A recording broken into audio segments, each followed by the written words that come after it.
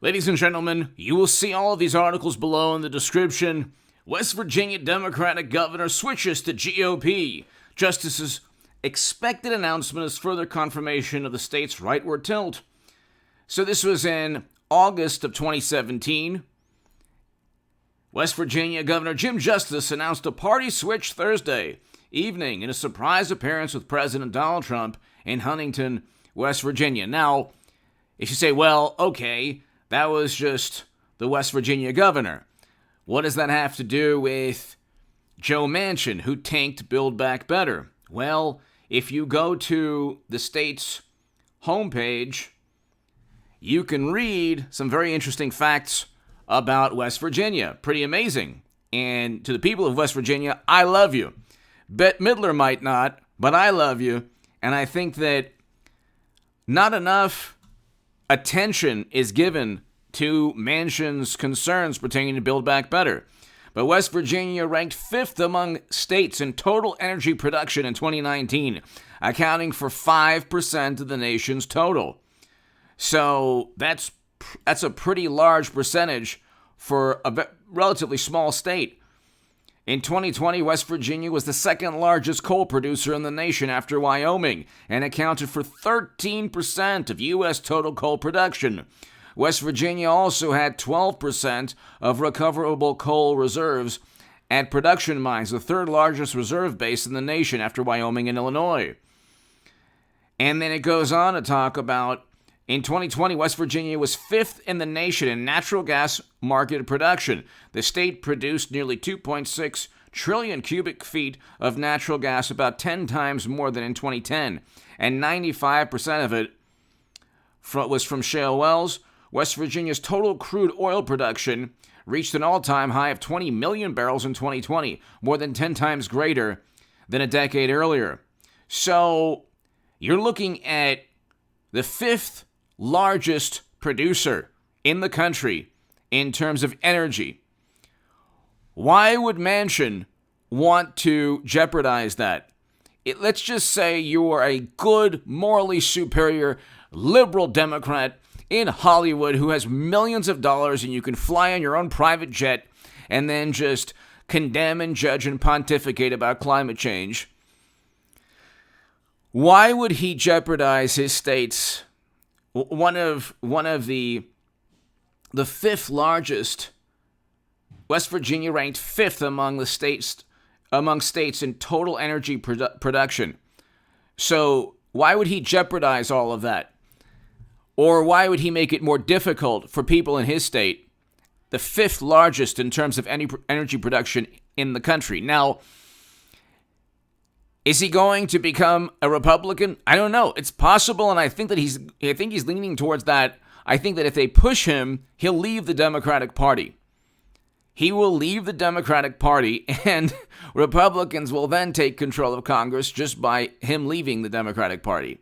Okay? And so, or essentially take control of the Republican Party. I want take control of the Senate. I want to also give you some, in addition to the trillions of dollars and the deficit, hundreds of billions of dollars in terms of the budget deficit, according to the CBO, that Build Back Better would lead to. I want to ask even the most morally superior liberal Democrat, what is your deal with Joe Manchin? And what is your affinity for Build Back Better? Nobody on the left was talking about Build Back or any of the major components of Build Back Better. Nobody was. So if you look at the White House has a kind of breakdown of Build Back Better where, let's see, where is it? It's battling climate change. It's the 5th ranked energy producer. West Virginia is the 5th ranked producer of energy in the country. He's not worried right now about battling climate change, especially when we have an all-time inflation that's at a 31-year high in inflation. Peter Schiff says 15%. It's not 6.8%. It's rampant and runaway. There's no way to curb inflation right now because we have labor shortages in key industries, and we also have a supply chain breakdown globally. This was because of the same morally superior climate change activists who also pushed to end economic activity because of you-know-what, which opened up a Pandora's box of problems that we can't fix. And now the same paranoia and apoplectic hysterical reaction to you-know-what is taking place yet again.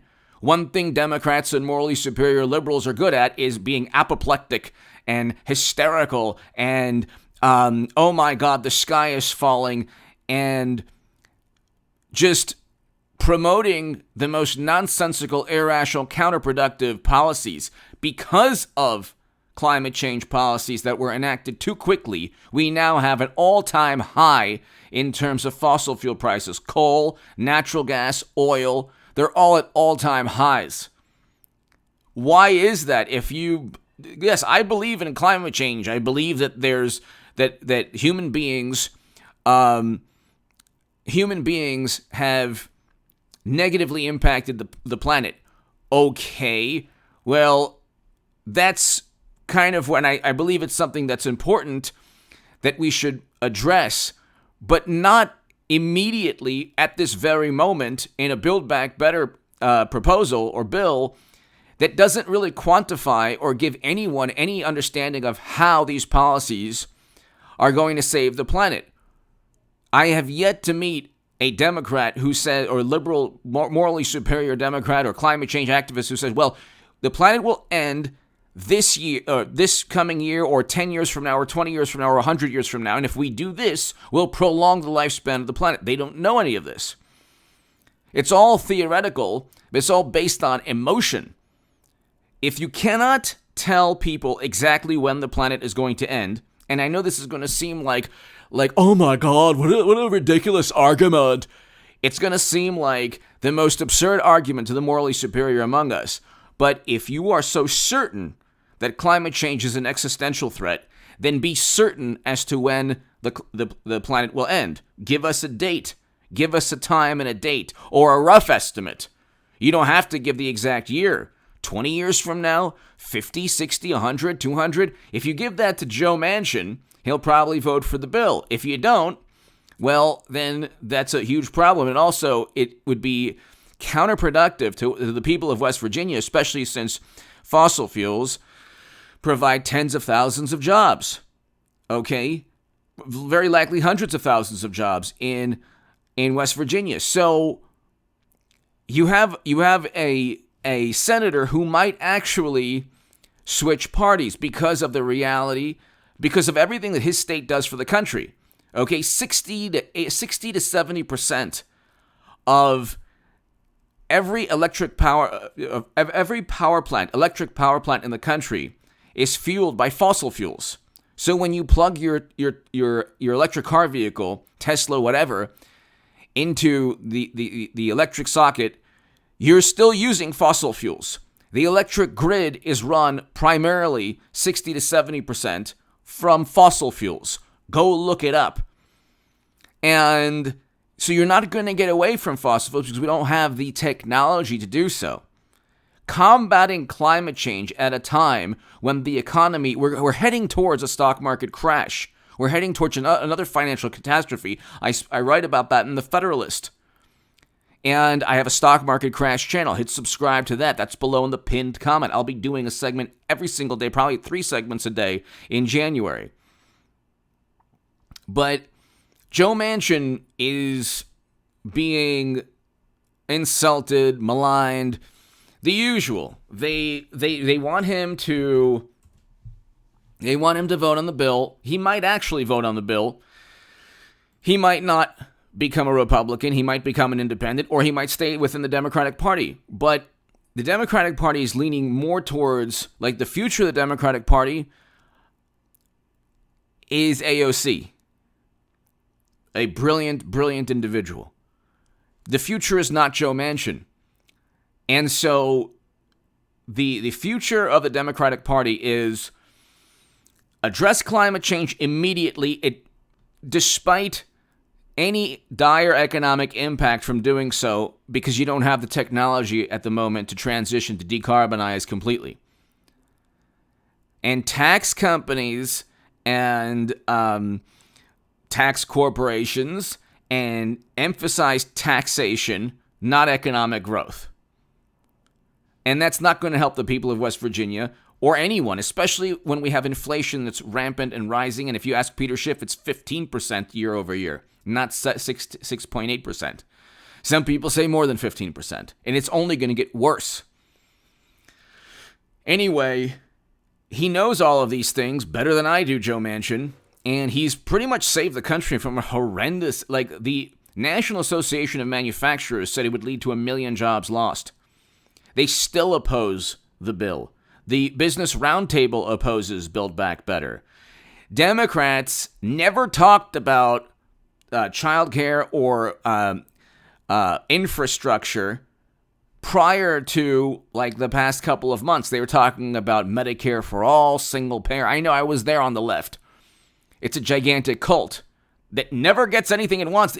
They're not getting, not even student loans getting taken care of. They're not getting that.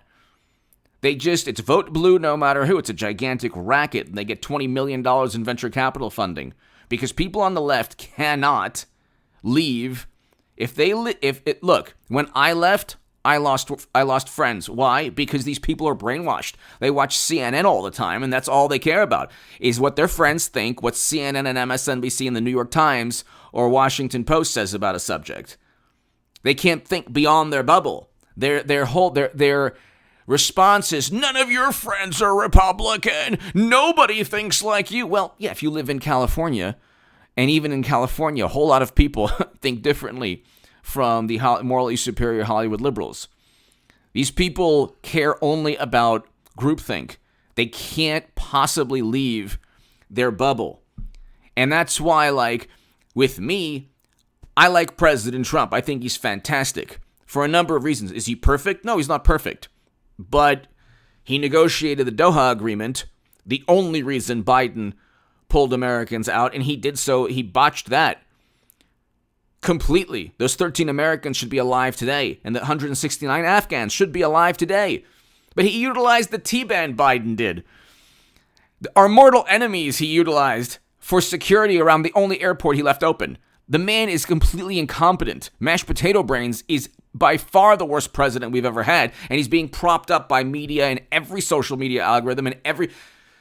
Could you imagine if his wonderful son, if the scandal pertaining to Hunter was Donald Trump Jr. and a laptop he left with salacious photos and videos and, how can you use your influence on behalf of the company? Those emails would have been they would have been published every single day in the New York Times and Washington Post if the tables were turned.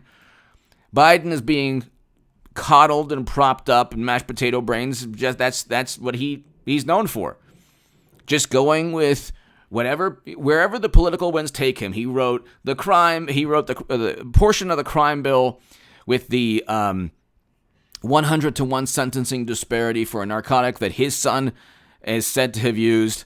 He voted for Iraq, Afghanistan, only pulled out because of Trump. Trump single-handedly reversed U.S. foreign policy. That's why the Lincoln Project opposes him. That's why the Lincoln Project, the same people and Bill Kristol, the same people who opposed marriage equality, are now within the Democratic Party, accepted by people like Bette Midler, who is a champion of that issue. See, the cycle is about power. It's not about value system. Trump was a great president. We had record low unemployment, record low Black and Latino unemployment. When AOC talks about the working class, or Bernie Sanders, working class, but not Sanders. The working class did much better under Trump than they're doing under Biden, much better. And you can't blame 2020 and the you-know-what on Trump because more people lost their lives under mashed potato brains. But again, see, Manchin leaving the Democratic Party is not just about his decision. I mean, it's about his decision, but all of this, the future is not Joe Manchin. The future is the AOC type of not even progressive. They're progressive in like who knows what that word means. Hillary Clinton or Biden, they call themselves progressives. Who knows what that word means? They're not getting the quote unquote progressive platform. Literally nothing of it is addressed. Nothing. None of the major issues. They just get the votes, and then they're afraid to not vote Democrat because they'll lose friends and they'll be ostracized. Manchin he's in a red state. The governor also became a Republican, switched from Democrat to Republican. He should do so if he's smart, because they're only going to, if he doesn't, he might actually vote on it, but if he doesn't, they're going to ratchet up the pressure on him, the attacks, the insults. They might even try to get the wonderful Bureau to investigate him on some kind of trumped-up issue, no pun intended, which they set up Trump also with a fabricated Steele dossier that the Durham probe now indicted 3 people on, special counsel that I'll talk about soon. But he should switch. If he might not, he might actually still vote for Build Back Better if they acquiesce and appease him. As of right now, they're only going to increase the pressure upon him, and I think that could lead him to becoming a Republican or an independent. Give me your thoughts below. Hit subscribe right now to this channel. Thank you.